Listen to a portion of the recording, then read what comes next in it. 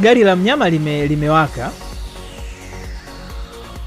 Gari la mnyama limewaka, na hizi mechi mbili ambazo amecheza kwenye hizi mechi 4 ambazo amecheza mwezi huu wa 5 kwenye michuano ya shirikisho, mechi mbili za robo finali na mechi mbili za nusu finali, ni mechi 4 ambazo zimempa utimamu wa mwili na akili kwa kiasi kikubwa sana.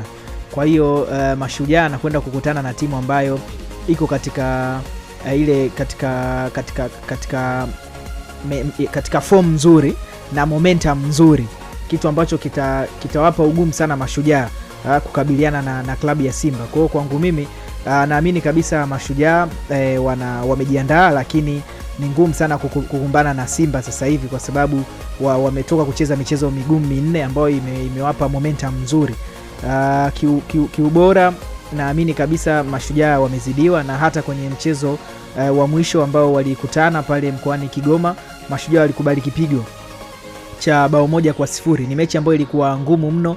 Mashujaa walijitahidi kuleta upinzani, lakini unaona ubora wa klabu ya Simba, mabadiliko ambayo alikuja kuyafanya mwalimu Fadlu Davids.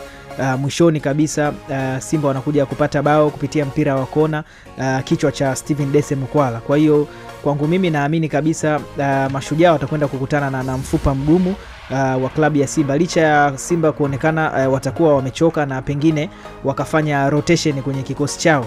Licha ya kuwepo kwa rotation, bado haitokuwa mechi rahisi kwa upande wa Mashujaa, na bahati mbaya kwa upande wao ni mechi ambao wanakwenda itakuwa ugenini. Simba katika uwanja wa KMC Complex amekuwa na wakati mzuri.